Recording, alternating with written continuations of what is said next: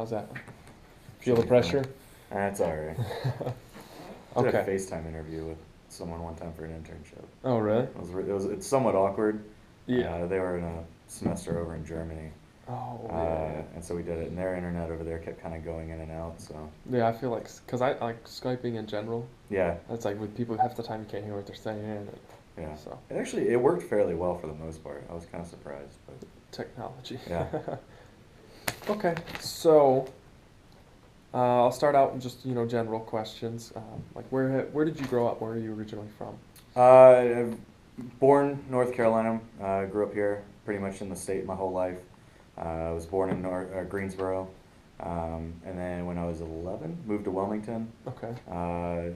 Went through high school there, and then came to NC State. And have been in Raleigh since 2002 when I started school at State. Okay. So I guess 12 years here. That seems like a long time now that I look back at it. But yeah, North Carolina pretty much my whole life. Okay. For work or school, Mm-hmm. did they ever cause you to travel to a different state or stay there for an extended amount of time? Or Not an extended amount of time. I have been to like Montreal. When we had the All-Star game in 2011, we had a chance in '09 to go see Montreal's. So we had a chance to go see it for very cheap. Yeah. So I went to that, which was fantastic. Occasionally we'll go to some of the meetings either up in Toronto or New York or things like that with they basically get all the marketing departments together. Each team kind of puts together a little presentation on what they're doing in their market, what works well, some things that have, kind of worked well for them, and that's pretty cool. Get to build travel. off ideas from each team, kind of. Yeah. How long did you spend, just for your education anyways, at NC State? I was there for 5 years. I actually started out as an engineer, Yeah. mechanical engineering, and quickly learned that I wanted something that, I guess it was more people oriented. I enjoy talking with people, communicating, and did sport management and a business management minor. So it kind of worked out well for me as far as this type of field. I get to interact with our fans a lot, whether it's here at games, at outside events. So it works out well, like I said, for what I want to do, and keeps me excited, I guess, about the job. That's good. That's kind of like what I like too, and that's kind of why I decided to take this route. Yeah, you're not just stuck in an office or a factory or whatever every day. You're kind of get different experiences, I guess, each day. Okay. Did you have any internships or jobs prior to this? Or did you take this right out of? I did take it out of school. I had an intern, or I did. I actually volunteered here first. Okay. We used to have a volunteer program. Now it's a minimum wage part-time program. But I did that for the Caniac Carnival, and then that led into a position here on our game night staff. Those are individuals that find contestants during our in-game promotions. So I did that for 2 years. After that, I did an internship during the summer that I had to. It was an internship I needed for graduation as well, but did that, and then upon graduation, was lucky enough kind of to have a position that was opening up right when I was graduating. I was lucky enough to kind of get it. It doesn't necessarily work that way all the time. Not always. We have a couple of people that have graduated or about to graduate that are in a part-time position that we have now. So it's about 30 hours a week. So a lot of times you may have to kind of get into a position like that that then leads to a full-time position. Yeah. But I was very lucky, I guess, in the timing. Everything happened. Yeah. Did you receive any like offers or have a chance to maybe go somewhere else and then you picked that over this, or did you just come right here? This is where I wanted to be. I did apply for a few other positions. I applied with one with the Capitals and a few other teams. I actually was interviewed by the Capitals, but this position came up and I ended up taking it. So I contacted them to. Yeah, like I said, it's where I've grown up and close to my family. I don't blame you. And I love the area. It's like I said, it's hard to get away. And I've been to Washington. Yeah, like it it's as much. my sister lives up there, and it's a great place to visit for a few Yeah. days. But if I had to drive in the traffic every single God, day, I no. think I would just, God, no. uh, I don't know. It's Yeah. either you bite the bullet and pay a ridiculous amount in rent, Yep. or you Deal with that live traffic. 30 miles away and have a 2 hour commute to and Yeah. from work each day. Yeah. What made you choose? I mean, you kind of already covered it, but Mhm. was there anything specifically that made you choose sport management? Growing up, I was always a sports fanatic. I was the kid that would watch Sports Center instead of Saturday morning cartoons, Yeah. that sort of thing. I enjoyed going to. Me and my dad would go to a lot of either NC State games, occasionally, the Hornets or Panthers. We went to Greensboro Monarchs, the minor league team that was in there, and we moved right before the Hurricanes came. But we would see a couple games in Greensboro and Yeah. in Raleigh as well. So, it's always. I guess it's always been associated with like childhood memories type thing. Yeah.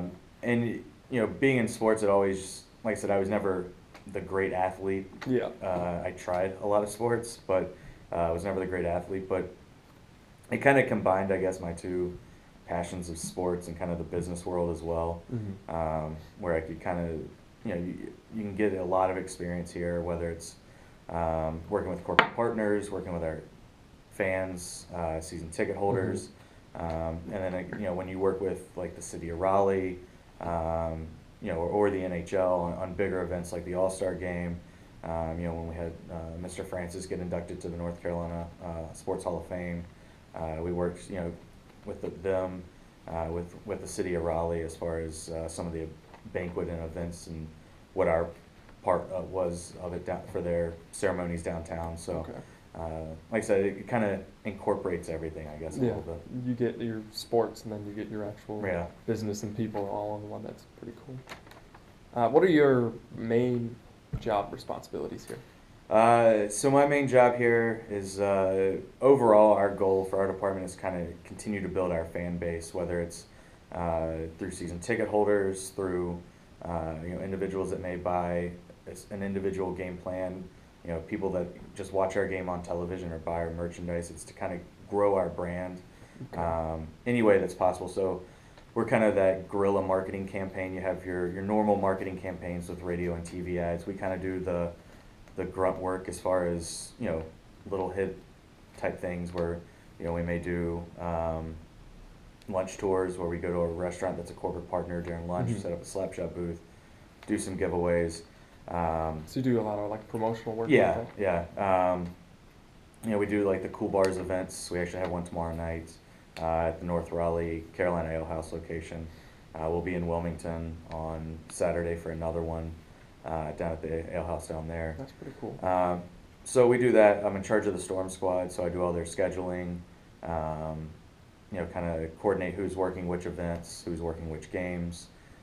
In-game wise, we're responsible for the execution of a lot of our corporate partners, a lot of their contract obligations. Mhm. So if, JT's Landscaping, for instance, they have so many Mighty Mites, we're responsible for deciding which, games we're doing Mighty Mites, which teams are going to be playing in those games. Mhm. When we do North Carolina Educational Lottery, Lucky Shot, we're finding the contestants for those, Okay. and kind of running those in script. So that's kind of a nutshell. Like I said, we do a lot of outside events. About past couple of years, we've done about 300 outside events, Wow. and then in addition to that, we have normally 2 to 3 preseason games, 41 regular season games, 10 Cool Bars as well. And that's So- all just building like Yeah. brand awareness, like Yeah, even loyalty. Yeah, and you'll see like Cool Bars, for instance. You'll see people that come to every single one. They follow you to every bar. Yeah, I mean, we like I said, we do about 10 of them a year. So each stop, you'll see certain people that'll come to every one, and a lot of times it's individuals that live here and they may go to the Greenville one or the Wilmington Mhm. one or Concord. But we definitely have some very loyal fans. Yeah. Um, Sounds. yeah. So, what is the favorite part of all that you kind of talk about? What's your favorite part of your job? I think it's kind of the experiences that you get. Like I said, through this job, I've been lucky enough to be. The first year I started was the year we won the Stanley Cup, so Yeah. we were part of the trophy presentation. We're down on the ice while that's going on. the post-game celebration. Mm-hmm. You know, in 2011, like I said, when we had the All-Star game, being a part of that whole weekend, the lead up to it, you know, the 6 months leading up to it was a lot of work. Yeah.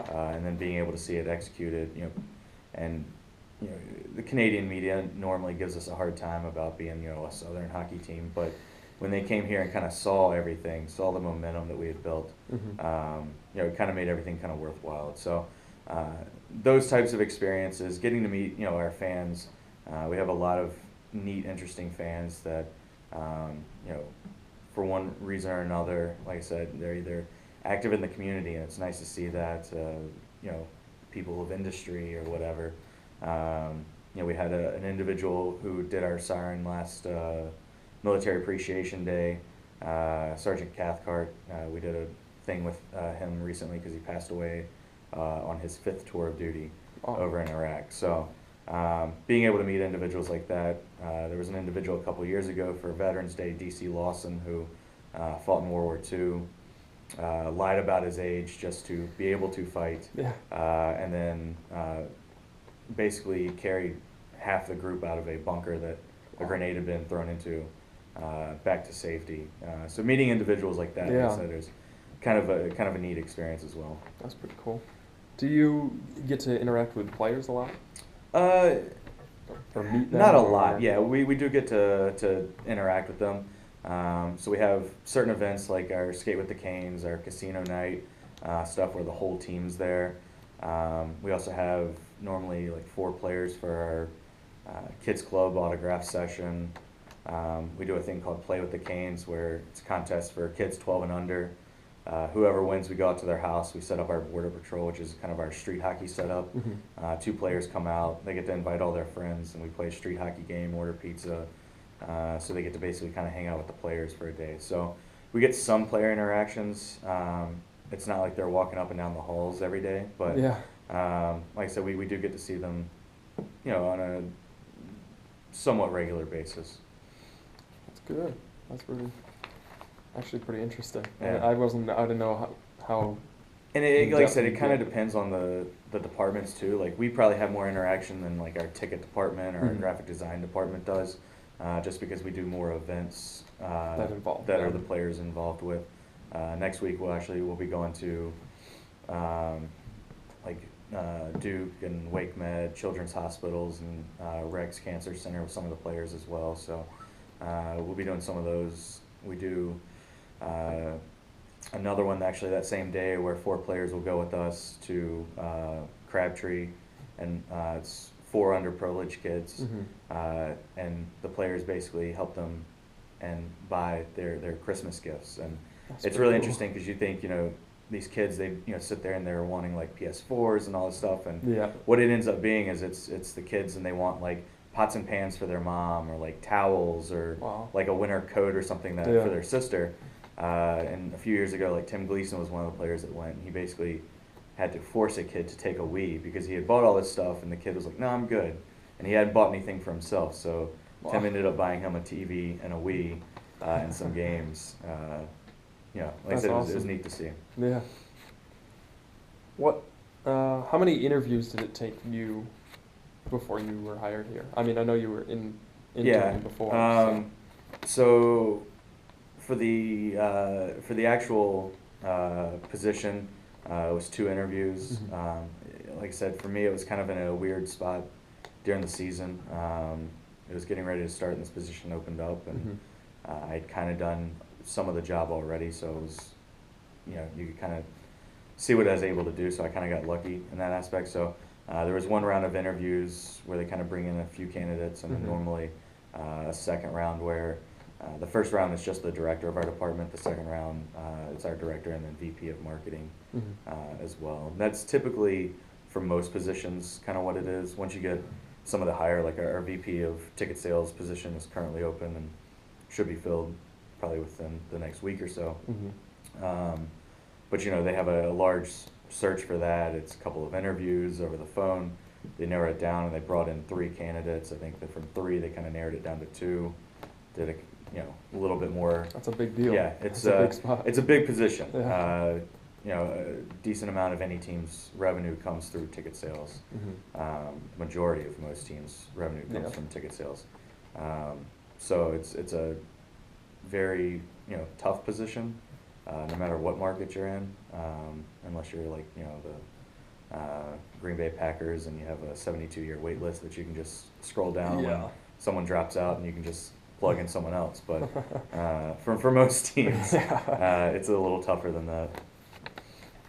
How much, and we did kind of cover this, but how much do you interact with actual customers? Our department interacts probably a decent amount. More than most? Yeah, like I said, I mean, ticket sales will interact with our base a lot, our fan base, our department, and then our community relations. You know, like I said, depending on what department you're in, our graphic design department isn't necessarily going to have a tremendous amount of interaction, but my department probably interacts more than any other department. Like I said, we have the Storm Squad, which for a lot of events you're not going to be able to get a player, but Storm Squad and Stormy are still those recognizable figures that kind of represent the team. So a lot of times they'll be at events. You know, they were at the Tower Lighting in Durham at the American Tobacco campus with their outdoor hockey rink and everything. You know, they'll be at like the Komen race or an autism walk or something like that. And then as far as myself, like I said, we're at a lot of events. Like I said, the Cool Bars, you know, you normally have 120 people that, you know, pack a restaurant Yeah. for the game. On the concourse, we have our kiosk, and that is one thing that we push is our customer service. We always want to be number one from, you know, from the get-go, whether it's your Yeah. first day on the job to your last day. There's never an excuse not to have good customer service. You may not have the answer on your first day, but you can get the answer for Yeah. them. So, like I said, we have a decent amount of customer interactions. That kind of brings me to my next one is, do you have a specific, real positive, maybe something that stands out in your mind, customer service experience that you had here? You know, it's weird little things sometimes. So we recently had, you know, a family that came for opening night, and we gave away jersey scarves to everybody. And they ended up accidentally leaving theirs under their seat when they left.